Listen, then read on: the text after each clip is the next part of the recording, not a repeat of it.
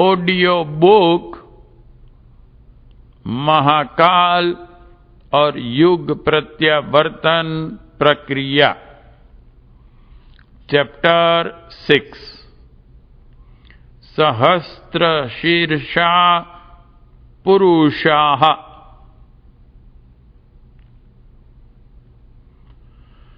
पुरुष सूक्त में भगवान के स्वरूप का दिग्दर्शन कराते हुए उसे सहस्त्र शीर्षः पुरुषः, सहस्राक्ष, सहस्रपात, 1000 सिर वाला, 1000 हाथ वाला बताया गया है। यों ब्रह्म एक हैं, पर विशेष अवसरों पर वह अपने विशेष साधनों उपकरणों द्वारा अभिष्ट प्रयोजन की पूर्ति करता है। सृष्टि के संचालन में हजारों देव शक्तियां उसकी सहचरी बनकर विश्व व्यवस्था की महान प्रक्रिया संपन्न करती हैं। युग परिवर्तन जैसे विशिष्ट अवसरों पर हजारों जीवन मुक्त उच्च स्तरीय आत्माएं उसकी सहचर बनकर महाकाल का प्रयोजन पूरा करती हैं। सृष्टि के सृजनकर्ता ब्रह्मा जी की उत्पत्ति कमल पुष्प में से है। यह कमल पुष्प सहस्त्रार्दल कमल कहलाता है, जो मस्तिष्क के मध्य बिंदु ब्रह्म रंध्र में अधस्थित है। मूलाधार में अवस्थित कुंडलिनी शक्ति की इस मानव पिंड का दक्षिण ध्रुव और मस्तिष्क स्थित सहस्त्रार कमल को उत्तर ध्रुव माना गया है। देहधारी की समस्त भौतिक और आध्यात्मिक शक्तियां इन्हीं ध्रुवों में केंद्रित रहती हैं। प्रमुखता आत्म बल की है। सहस्त्रार कमल में केंद्रित रहने के कारण ईश्वर की उत्पत्ति एवं स्थिति का केंद्र बिंदु उसे ही माना गया है। क्षीर सागर में शेष शैया पर सोए हुए विष्णु का अलंकार इसी रहस्य का उद्घाटन करता है। शेष सर्प कुंडलिनी शक्ति का प्रतीक है। उसके हजारों फनों में सहस्त्रार कमल का संकेत है।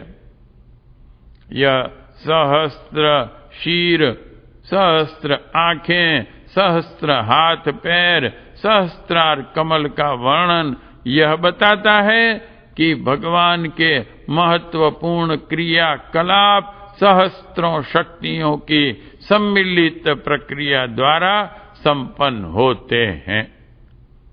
शतपथ ब्राह्मण में इंद्र को सहस्त्र अप्सराओं के साथ नृत्य करता हुआ बताया गया है और आगे चलकर उसी का रहस्योद्घाटन सूर्य का सहस्त्र किरणों के साथ अपनी क्रिया पद्धति गतिशील रखने के रूप में किया गया है।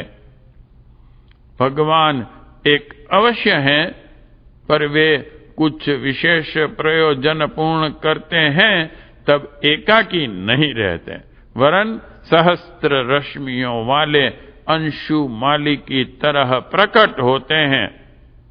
युग परिवर्तन जैसे प्रयोजनों में तो उसका सहस्त्र शीर्षाह रूप निश्चित ही विकीर्ण हो उठता है।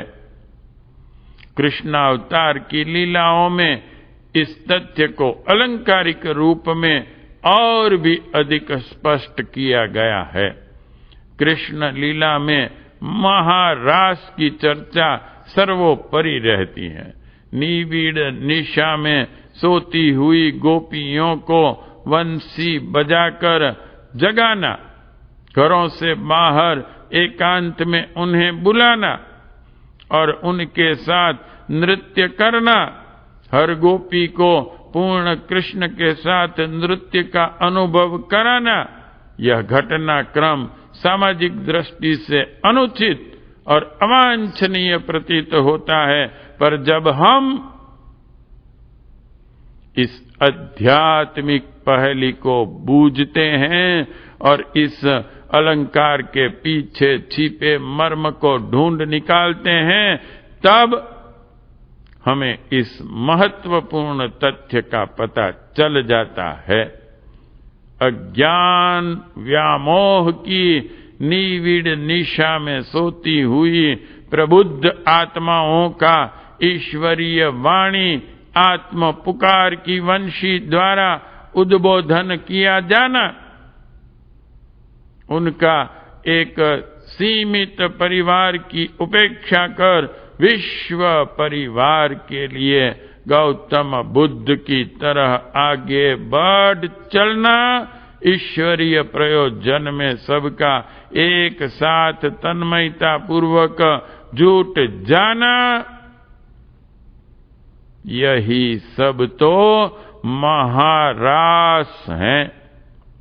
महाकाल को विशेष अवसरों पर ऐसा महारास रचना पड़ता है जिसमें उत्कृष्ट आदर्श के लिए सहस्त्रों महामानव कार्यरत दिखाई पड़े। गोपियां प्रबुद्ध आत्माएं हैं, वंशी आत्मा की पुकार, महाराज ईश्वरीय विशेष प्रयोजन, निशा व्यामोह, परिजनों की उपेक्षा, स्वार्थ और संकीर्णता की परिधि का साहस पूर्वक उल्लंघन। इस महारास में जो सहस्त्रों गोपियां प्रबुद्ध आत्माएं भाग ले सकी, वे ब्रह्मानंद का आनंद लेती हुई अपने को बड़भागी अनुभव कर सकी। जो सोती रह गई उन्हें पछताना पड़ा। भगवान कृष्ण की 16,000 रानियां बताई जाती हैं। यह लौकिक दृष्टि से यह बात समझ से बाहर की है। महाभारत में उनकी 1-2 पत्नियों का ही वर्णन है। रुक्मणी, सत्यभामा आदि ही उनकी धर्म पत्नी है।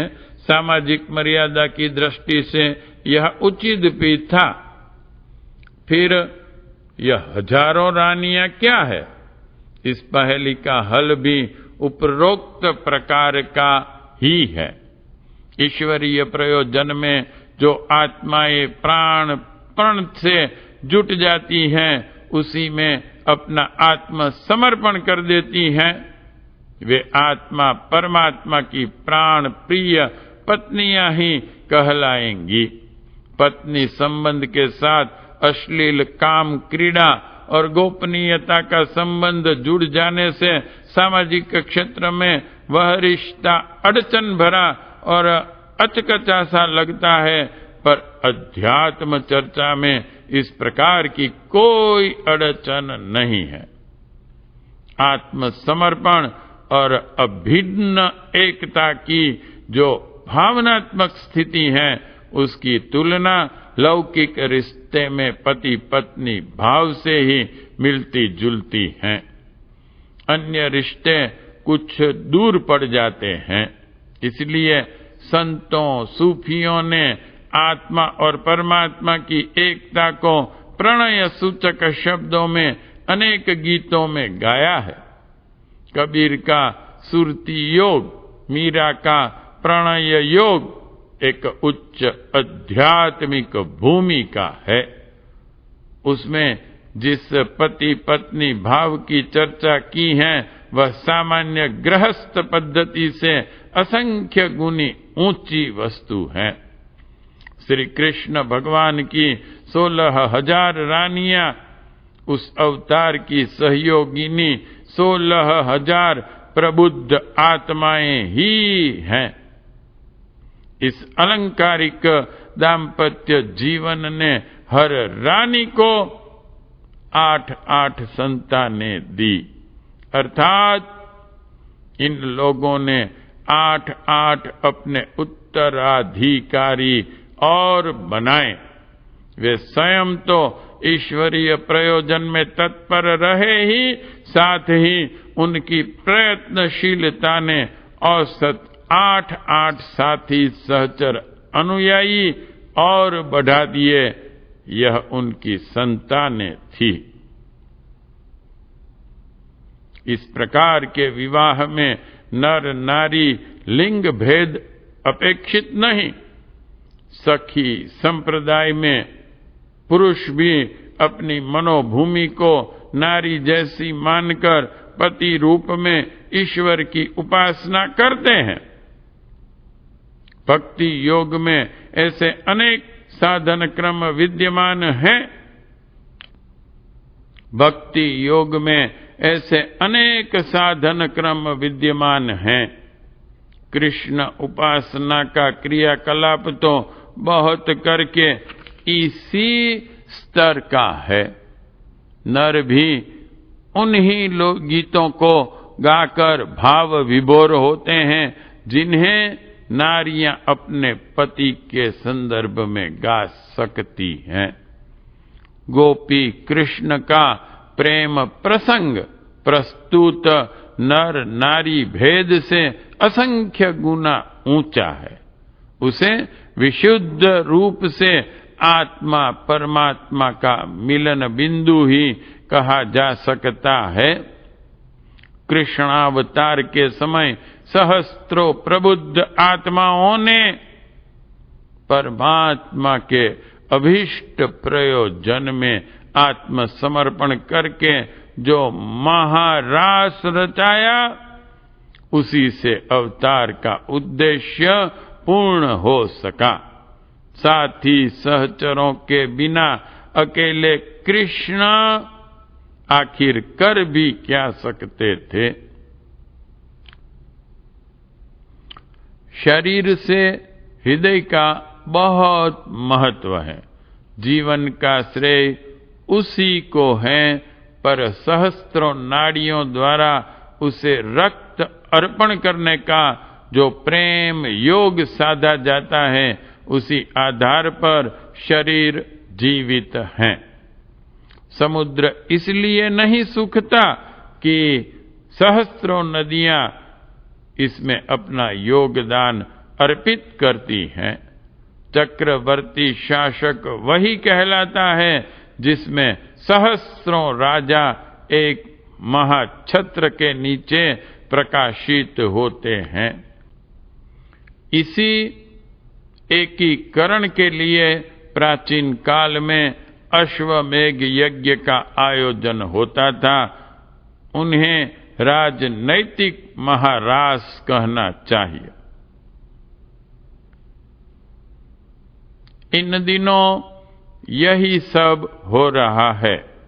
अनेक जन्मों से जिनके पास आध्यात्मिक पूंजी संग्रहित हैं, उन प्रबुद्ध आत्माओं को युग निर्माण योजना के कार्यक्रमों द्वारा अपने अवतरण उद्देश्य से परिचित और अभ्यस्त कराया जा रहा है। यह स्थूल प्रक्रिया हुई। सूक्ष्म स्तर पर वे परस्पर अभिन्न योग का अभ्यास कर रहे हैं। सब मिलकर एक केंद्र बिंदु का निर्माण कर रहे हैं। संग्रहित ऋषि रक्त से सीता उपजी थी और संग्रहित देव शक्ति से दुर्गा। यह संग्रह नदियों द्वारा समुद्र को किए गए योगदान की तरह एक केंद्र बिंदु को परिपुष्ट करेगा। सौर मंडल के ग्रह उपग्रहों का सम्मिलित संगठित सौर परिवार जिस प्रकार विश्व ब्रह्मांड की स्थिति पर महत्वपूर्ण प्रभाव डाल रहा है, उसी प्रकार दशम निष्कलंक अवतार नवनिर्माण का प्रचार अभियान भी एक अत्यंत सामयिक भूमिका प्रस्तुत करेगा। चैप्टर 6 समाप्त।